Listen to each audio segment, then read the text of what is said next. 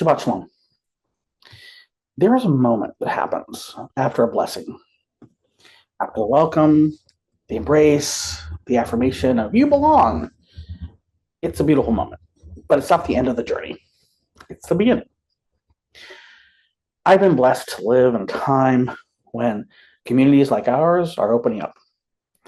Doors that were once closed to people like me, transgender Jews, are beginning to open. And that matters. But the deeper question is, what comes after acceptance? What does it mean to live not just as someone who is included, but as someone who is trusted with Torah? What does it mean to be frum, observant, and trans? Too often, Torah has been used as a gate, something to keep certain people out. But the Torah I know is not a gate. It's a derech, a way forward, a path not only of law, but of love, not only of restriction, but of relationship. Let's start with a principle from the Talmud. Kavod habriot, the dignity of human beings. In Berachot 19b, we learn that the kavod habriot is so great, you can override even specific rabbinic prohibitions. In that context, it applies to issues like carrying objects or in the public domain or on Shabbat. But our sages expand this principle. Human dignity, they taught, is not optional. It's weighty enough to shape halakha itself. That's not a loophole. That's the heart of our tradition. So Frum trans ethic begins here. Every person, every gulf, every nishma is a vessel for mitzvot.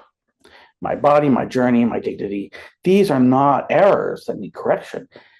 They are an invitation into covenant. In Kedushin 29a, we read that the father is obligated to teach his child Torah, a trade in how to swim. Rashi adds that how to swim is about survival. If we extend that logic, what is a sexual ethic rooted in Torah? We should teach us how to survive, how to live in relationships that are holy, honest, and sustaining. A trans-Jewish ethic doesn't mean throwing away halakha. It means living it deeply, with kavanah or intention, emet, truth, or kedusha, holiness. Leviticus 19:2 says, "You shall be holy, for I, the Eternal, your God, am holy." Holiness in this context is not just about ritual; it's about relationships. In Sanhedrin 58b, Rav states that intimacy between partners must reflect that holiness of the divine image that applies to all of us. And Ketubot 39a affirms that mutual consent is vital in intimate relations. Halakha already tells us that sex must be mutual, conscious, and caring. The Talmud in Shabbat 55a says, "The seal of the Holy One is the truth. To live our gender with integrity is to live truthfully. Any ethic that cannot hold our truths is not Torah. It is a fear dressed up in tradition." This is not a sideline issue. This is a Torah core. What is a meaningful Shabbat? It's been said that Shabbat is one of the greatest gifts in Jewish life. It's a time when we stop doing and begin being. A time when we are reminded that we are more than our labor, more than our worries, more than what the world demands of us. In Shabbat 10b, Rabbi Shimon Bar Yochai teaches that God gave Shabbat to the Jewish people as a gift wrapped in peace. And in Mechitza de Rabbi Ishmael, we learn that Shabbat is not just a day, it is a taste of the world to come. Olam haba. For many Jewish trans people, Shabbat is also a refuge. It's a day where we can stop performing the world's expectations and simply be. No need to justify ourselves, explain ourselves, or conform ourselves to someone else's image. On Shabbat, we are already enough. To be observant, then, is not about checking every box with robotic precision. It's about noticing, being attentive to what is sacred. When I light candles, it's not just about I'm commanded to. It's because I'm marking the transition from Hol to Kodesh, from ordinary to holy.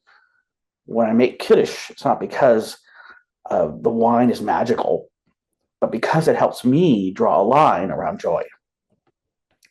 And the Havdalah, that beautiful ritual of separation, reminds me that distinction is not division. In Pesachim 54a, we're told that God created Havdalah as part of the first moments of creation itself, light from darkness, sacred from mundane, us from them, and yet all part of one creation. So how do we redefine Frumkeit? How do we think about being observant? The Hebrew word for observant comes from the root shamar, to guard, to watch, to notice. In Genesis 37:11, when Joseph tells his dreams, his father, Jacob, shamar et hadavar, he kept the matter in mind. That's what being frum is. Not rigidity, not performance, not mindfulness. It's mindfulness. For trans Jews, and for anyone really, being observant means honoring your wholeness of halakha, not just because of the rules, but because of its purpose. Resisting shame, even when it masquerades as piety. Returning again and again to the truth of B'Tselem Elohim, that we are all created in the image of the divine. In Avot 1:1, we read that Moshe receives Torah at Sinai and passed it down through generations. The chains of tradition include all of us. We're not just inheritors, we're contributors. Tradition is not static. It is a living conversation. So, what now, after the blessing? Well, after the blessing comes living. We are not welcome. We are needed. Not just allowed to light candles, but called to ignite sparks. The Torah is wide enough for all of us, for all bodies, identities, longings.